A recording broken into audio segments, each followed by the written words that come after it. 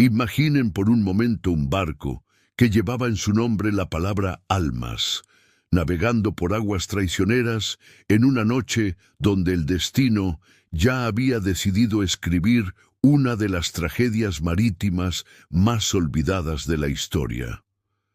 El barco de las almas didas no era un nombre poético elegido al azar, sino una denominación que cobraría un significado profético y escalofriante cuando las aguas del océano se convirtieran en la tumba de cientos de personas cuyas historias el tiempo ha intentado borrar deliberadamente.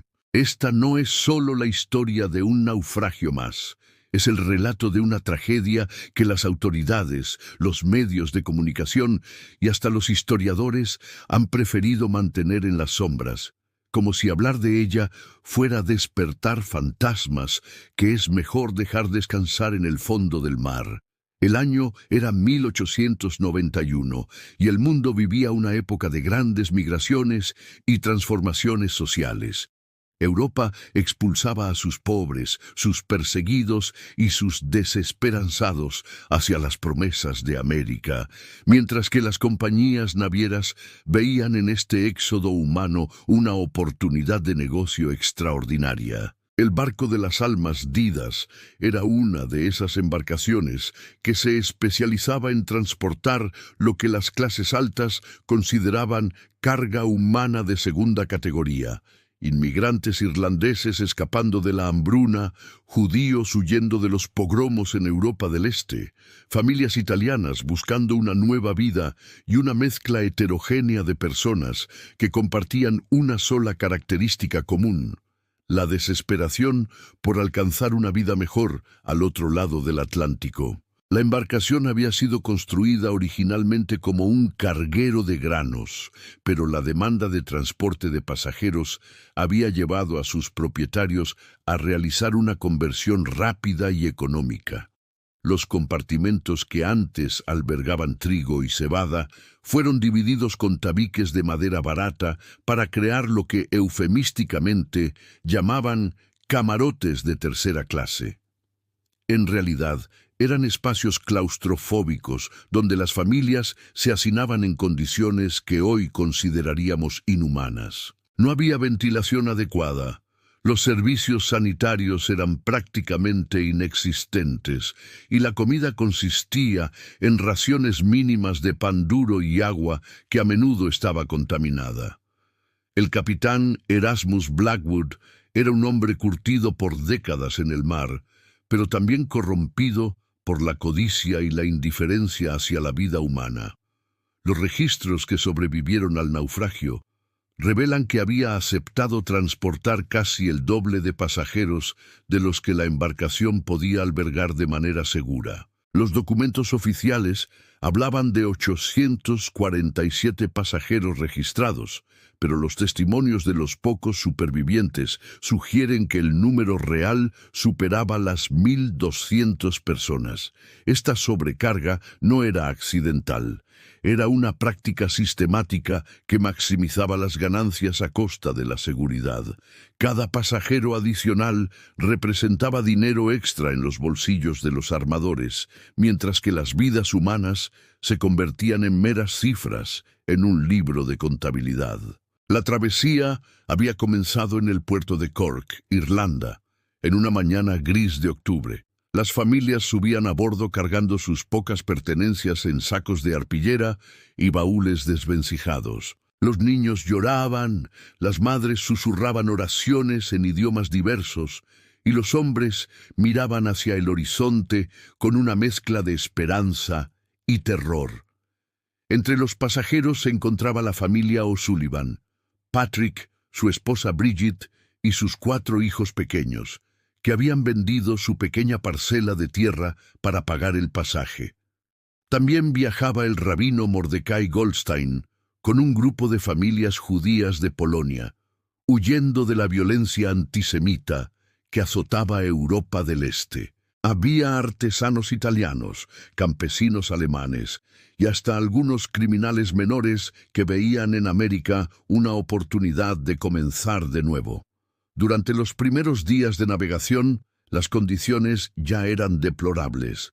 El hacinamiento hacía que el aire se volviera irrespirable, especialmente en las bodegas inferiores donde se alojaban los pasajeros más pobres. Las enfermedades comenzaron a propagarse rápidamente. Disentería, fiebre tifoidea y escorbuto se extendían entre los viajeros como una plaga silenciosa. Los pocos médicos a bordo estaban completamente desbordados, y muchos pasajeros comenzaron a morir incluso antes de que el barco enfrentara su destino final. Los cuerpos eran arrojados al mar con ceremonias apresuradas, mientras las familias lloraban a sus seres queridos sabiendo que nunca tendrían una tumba que visitar. El clima comenzó a deteriorarse cuando el barco se encontraba aproximadamente a 800 millas de la costa de Terranova. Las tormentas del Atlántico Norte en esa época del año eran legendarias por su ferocidad. Pero el capitán Blackwood, presionado por los horarios y las expectativas de ganancias, decidió mantener el rumbo en lugar de buscar refugio en algún puerto. Los vientos comenzaron a aullar con una intensidad sobrenatural, y las olas crecían hasta alcanzar alturas monstruosas que hacían que el barco se balanceara como un juguete en manos de un niño caprichoso. Los pasajeros, ya debilitados por las enfermedades y el hambre, se aferraban unos a otros mientras el barco crujía y gemía bajo la presión de los elementos. La noche del 23 de octubre de 1891 sería recordada por los pocos supervivientes como la noche en que el infierno se desató sobre el océano. Una tormenta de proporciones épicas golpeó al barco de las almas didas con una furia que parecía tener conciencia propia. Las olas, algunas de más de 30 metros de altura, se estrellaban contra el casco con la fuerza de montañas líquidas. El viento rugía con tal intensidad que ahogaba los gritos de terror de los pasajeros. En la oscuridad absoluta, iluminada solo por los relámpagos que convertían el cielo en un espectáculo apocalíptico, el barco comenzó a desintegrarse lentamente. Los botes salvavidas, que ya eran insuficientes para la cantidad real de pasajeros, resultaron ser prácticamente inútiles. Muchos habían sido dañados por la tormenta. Otros se estrellaron contra el casco del barco al ser arriados, y los pocos que lograron llegar al agua fueron inmediatamente volcados por las olas gigantescas. La tripulación, en un acto de cobardía que sería documentado por los supervivientes, abandonó a los pasajeros a su suerte, luchando desesperadamente por salvar sus propias vidas. El capitán Blackwood fue visto por última vez en el puente de mando, no heroicamente dirigiendo las operaciones de rescate, sino tratando de destruir los registros que podrían incriminarlo por la sobrecarga del barco. En los compartimentos inferiores, donde viajaban las familias más pobres, la situación se convirtió en una pesadilla indescriptible. El agua comenzó a filtrarse a través de las grietas del casco, y las puertas de los compartimentos, diseñadas para mantener a los pasajeros separados por clase social, se convirtieron en trampas mortales. Muchas familias quedaron atrapadas mientras el agua subía inexorablemente. Los testimonios hablan de padres que levantaban a sus hijos sobre sus cabezas, tratando de darles unos minutos más de vida, mientras ellos mismos se ahogaban lentamente. Las madres cantaban canciones de cuna a sus bebés mientras el agua helada les llegaba al cuello, en un acto final de amor maternal que desafía cualquier descripción. Patrick O'Sullivan logró romper una de las puertas de madera y sacar a su familia del compartimento inundado, pero cuando llegaron a cubierta, el panorama era dantesco. Cientos de personas se amontonaban en los espacios disponibles, muchas ya heridas por los escombros que volaban por el aire. Su esposa Bridget cargaba a su bebé más pequeño, mientras sus otros hijos se aferraban a sus piernas, aterrorizados por el caos que los rodeaba.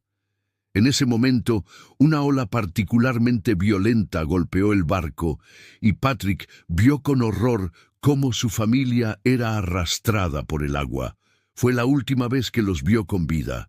El rabino Goldstein, a pesar del pánico generalizado, intentó mantener unido a su grupo, recitando oraciones en hebreo que se perdían en el rugido del viento. Había logrado reunir a varias familias judías en una sección relativamente protegida del barco.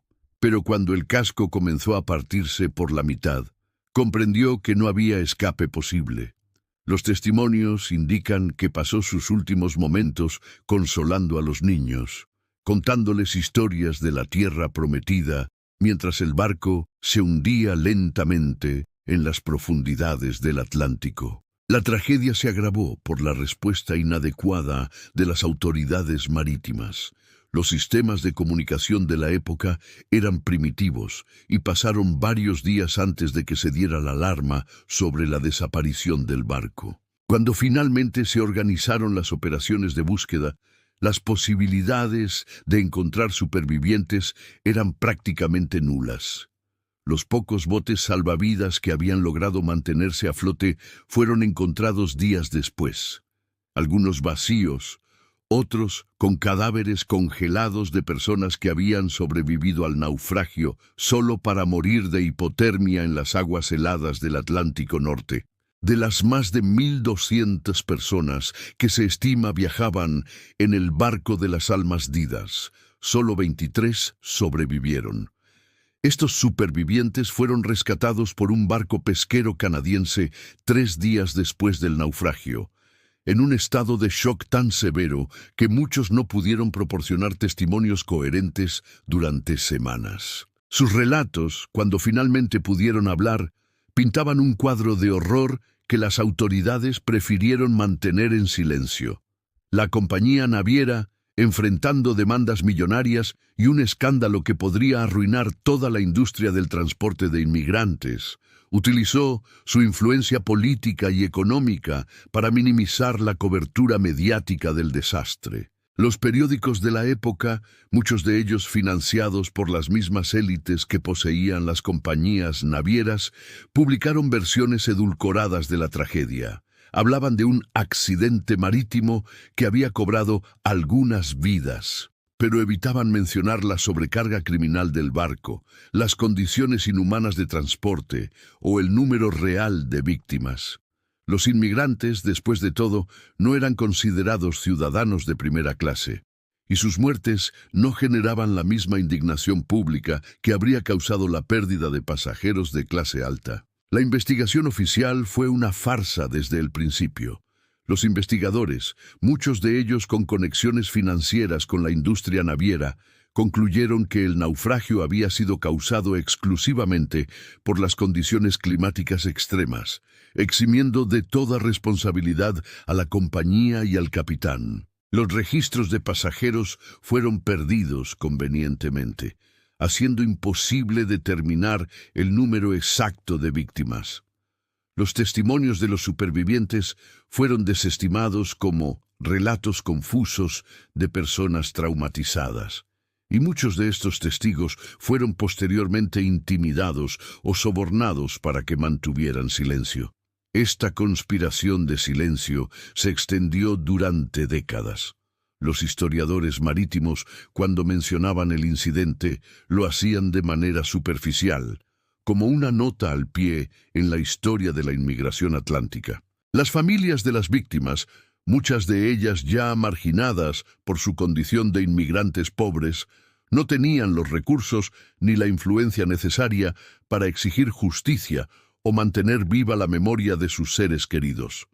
Gradualmente, el barco de las Almas-Didas se desvaneció de la memoria colectiva, convirtiéndose en una de esas tragedias que el tiempo prefiere olvidar. Sin embargo, la verdad tiene una manera peculiar de resurgir, incluso después de más de un siglo de silencio. En los archivos de la Sociedad Histórica de Terranova, un investigador encontró en 2003 una caja de documentos que habían permanecido sellados durante más de 100 años. Entre estos papeles se encontraban cartas personales de algunos supervivientes, fotografías del barco antes de su último viaje, Y más importante aún, una lista parcial de pasajeros que había sido ocultada por las autoridades de la época. Estos documentos revelaron la magnitud real de la tragedia y expusieron la conspiración sistemática para ocultar la verdad. Las cartas de los supervivientes, escritas años después del naufragio, contienen relatos desgarradores que contradicen completamente la versión oficial de los eventos. Margaret O'Brien, una de las pocas mujeres que sobrevivió, escribió en 1895: «Cada noche veo las caras de los niños que se ahogaron mientras sus madres cantaban. El agua estaba tan fría que quemaba como fuego, y los gritos nunca salen de mi cabeza. Éramos más de 1000, no los pocos cientos que dicen los periódicos. Nos trataron como animales, y cuando llegó la muerte, nos abandonaron como si fuéramos basura». Thomas McKenna, otro superviviente, documentó en su diario personal: «El capitán sabía que llevábamos demasiada gente. Lo escuché discutir con el primer oficial sobre el peso del barco, pero el dinero era más importante que nuestras vidas. Cuando comenzó la tormenta, nos encerraron abajo como ratas en una trampa. Solo los que pudimos romper las puertas tuvimos alguna posibilidad». La historia del barco de las almas didas no es solo una tragedia marítima, es un símbolo de cómo la codicia humana puede convertir la esperanza en pesadilla y de cómo el poder puede silenciar incluso los gritos más desesperados de justicia. Es la historia de más de 1000 personas que buscaban una vida mejor y encontraron una muerte horrible, víctimas no solo de una tormenta, sino de un sistema que valoraba las ganancias por encima de la vida humana. Es también la historia de una conspiración de silencio que duró más de un siglo, mantenida por aquellos que preferían que estas muertes permanecieran como un secreto enterrado en el fondo del océano.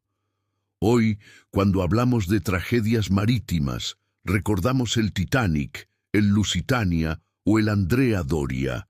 Pero el barco de las almas didas permanece en las sombras, una tragedia olvidada que nos recuerda que la historia no siempre es escrita por las víctimas, sino por aquellos que tienen el poder de decidir qué se recuerda y qué se olvida. Las más de 1000 almas que perecieron en esas aguas heladas merecen ser recordadas, no como números en una estadística, sino como seres humanos que tenían sueños, familias y esperanzas de un futuro mejor. Si esta historia te ha impactado tanto como a nosotros, te invitamos a que nos ayudes a mantener viva la memoria de estas tragedias olvidadas. Dale like a este video si crees que estas historias merecen ser contadas. Compártelo para que más personas conozcan la verdad sobre el barco de las almas didas. Y no olvides suscribirte a nuestro canal para más contenido sobre los misterios y tragedias que el tiempo ha intentado borrar. Tu suscripción nos ayuda a seguir investigando y compartiendo estas historias que merecen ser recordadas. Déjanos en los comentarios qué otras tragedias olvidadas te gustaría que investiguemos. Porque cada historia perdida es una parte de nuestra humanidad que vale la pena recuperar.